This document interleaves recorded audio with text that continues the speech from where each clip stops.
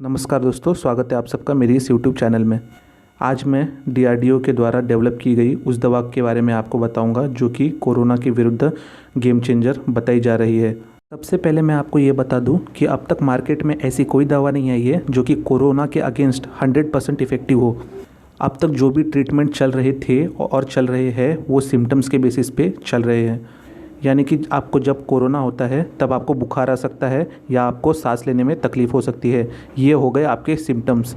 इन्हीं सिम्टम्स को अब तक ट्रीट किया जा रहा था कोविड-19 को ख़त्म करने के लिए। आपको बता दूं, डीआरडीओ की ये दवा जिसे 2DG यानी कि 2 डीऑक्सी डी ग्लूकोज कहा जा रहा है, ये कोरोना पे डायरेक्ट हमला नहीं करेगी, पर हाँ कहीं ना कहीं ये कोविड-19 के वायरस की ग्रोथ स्टॉप कर देगी। इस वीडियो में मैं आपको इस दवा के बारे में बताऊंगा, कहाँ, कब और कितने लोगों पे इसके क्लिनिकल ट्रायल्स हुए और ये दवा किस मैकेनिज्म पे काम करती है। तो चलिए शुरू करते हैं हमारा आज का ये video. Institute of nuclear medicine and allied sciences, ये संस्था जो कि डीआरडीओ के अंडर काम करती है, इसने डीआरडीओ के साथ मिलकर इस दवा का निर्माण किया था। इस दवा की मार्केटिंग डॉक्टर रेड्डीज लेबोरेटरी जो कि हैदराबाद बेस्ड फार्मास्यूटिकल फर्म है करने वाली है। 2DG यानी 2 डीऑक्सी डी ग्लूकोज, इसी के नाम में इसका मैकेनिज्म छुपा हुआ है, वो हम इस वीडियो में आगे डिस्कस करेंगे।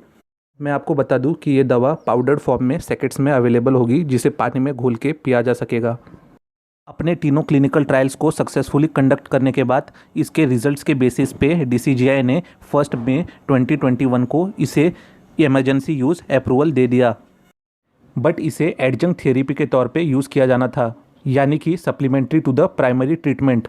मतलब जो ट्रीटमेंट अब तक कोविड-19 पेशेंट्स को ट्रीट करने के लिए चल रही थी वो वैसे ही कंटिन्यू होगी। इन एडिशन टू इट ये दवा पेशेंट्स को दी जाएगी।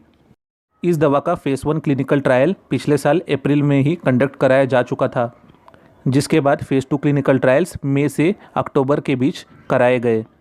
फेज़ 2 क्लिनिकल ट्रायल्स में डोज रेंजिंग स्टडीज़ का यूज़ हुआ था, यानी कि इन क्लिनिकल ट्रायल्स को परफॉर्म करते वक्त 2 अलग अलग तरीके के डोज यूज़ किए गए।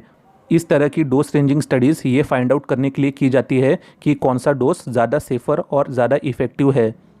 जैसा कि मैंने अभी आपको बताया, फेज़ 2 के क्लिनिकल ट्रायल्स में डोज रेंजिंग स्टडीज़ का यूज़ हुआ था और इसीलिए फेज़ 2 के क्लिनिकल ट्रायल्स 2 चरणों में परफॉर्म किए गए थे।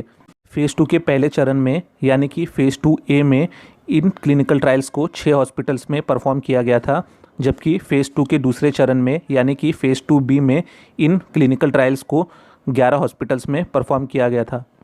टोटल 110 पेशेंट्स पे इन फेज़ 2 के क्लिनिकल ट्रायल्स को कंडक्ट कराया गया था।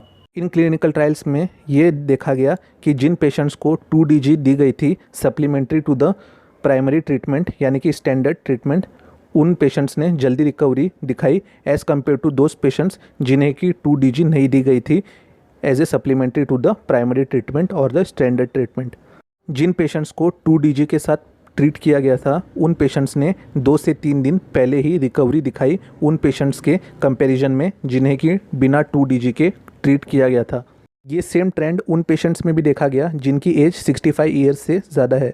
पिछले साल नवंबर में इसके सक्सेसफुल क्लिनिकल ट्रायल्स के रिजल्ट्स को देखते हुए DCGI ने इसे फेज़ 3 क्लिनिकल ट्रायल्स की परमिशन दी। पिछले साल यानी कि दिसंबर 2021 को इस मेडिसिन के फेज़ 3 क्लिनिकल ट्रायल्स स्टार्ट हुए, जो कि इस साल मार्च में एंड हुए। इंडिया के अलग अलग स्टेट्स में से 27 कोविड हॉस्पिटल्स को चूज़ किया गया जिनमें कि फेज़ 3 के क्लिनिकल ट्रायल्स परफॉर्म किए गए। अपने सक्सेसफुल क्लिनिकल ट्रायल्स के बाद DRDO ने इन पिक्चर्स को रिलीज़ किया, जिनमें आप देख सकते हैं लेफ़्ट साइड में जो पिक्चर है उसमें ये वाइट डॉट्स कोविड-19 के वायरस की इंटेंसिटी शो करते हैं। आप इसे देख सकते हैं कि लेफ़्ट साइड में जो इमेज है उसमें कोविड-19 पार्टिकल्स की इंटेंसिटी काफ़ी ज़्यादा है, जो कि 2DG मेडिसिन देने के बाद राइट साइड में काफ़ी कम दिखाई दे रही है। अब बहुत ही सिंपल वर्ड्स में मैं आपको इस मेडिसिन का वर्किंग मैकेनिज़्म बता देता हूँ। मैंने अपने पिछले वीडियो में ही आपको ये बता दिया था कि जब भी कोई वायरस हमारे शरीर में एंटर करता है तो वो सबसे पहले किसी होस्ट सेल को ढूंढता है और उसमें अपना RNA इंजेक्ट कर देता है। अब RNA इंजेक्ट करने के बाद ये सेल जो कि कुछ देर पहले अच्छे से फंक्शन कर रहा था, अब ये भी इन्फेक्टेड हो जाता है और तुरंत वायरस की और कॉपीज़ बनाने लगता है। अब जैसे ही कोई कोविड-19 अफेक्टेड पर्सन अपने डॉक्टर के प्रेस्क्रिप्शन पे इस मेडिसिन को कंज्यूम करेगा तो ये मेडिसिन उस पर्सन के बॉडी में जाके स्पेशली इन्फेक्टेड सेल्स को टारगेट करेगी और उनमें जाके एक्यूमुलेटेड यानी कि जमा हो जाएगी और उनका सोर्स ऑफ एनर्जी यानी कि supply of glucose he cut कर देगी। जैसे ही इस इन्फेक्टेड सेल का सोर्स ऑफ एनर्जी यानी कि सप्लाई ऑफ ग्लूकोज स्टॉप हो जाएगा, वैसे ही इस इन्फेक्टेड सेल की खुद को रेप्लिकेट करने की एबिलिटी भी ख़त्म हो जाएगी। अब इस इन्फेक्टेड सेल की रेप्लिकेशन एबिलिटी ख़त्म हो चुकी है और इसकी सोर्स ऑफ एनर्जी भी ख़त्म हो चुकी है, तो अब ये सेल कुछ समय बाद खुद ब खुद ही ख़त्म हो जाएगा। क्योंकि ये दवा इन्फेक्टेड सेल के सोर्स ऑफ एनर्जी को ही कट कर देती है, इसीलिए इसके डेवलपर्स का ये क्लेम है कि ये दवा किसी भी वेरिएंट पे कारगर साबित होगी। मैं आपको बता दूं कि ये दवा मॉडरेट टू सीवियर पेशेंट्स के लिए ही रेकमेंडेड है, माइल्ड पेशेंट्स के लिए ये दवा रेकमेंडेड नहीं है। आप कभी भी इस दवा को सेल्फ मेडिकेट करने की कोशिश मत कीजिएगा, क्योंकि ऐसा करने से आपको इसके साइड इफ़ेक्ट्स देखने को मिल सकते हैं। कभी भी इस दवा को लेने से पहले अपने डॉक्टर की प्रिस्क्रिप्शन ज़रूर लीजिए। इसी के साथ मैं अपना ये वीडियो यहाँ पे एंड करना चाहूँगा। अगर आपको मेरा ये वीडियो पसंद आया तो वीडियो को लाइक एंड शेयर कीजिए और मेरे इस चैनल को सब्सक्राइब कीजिए।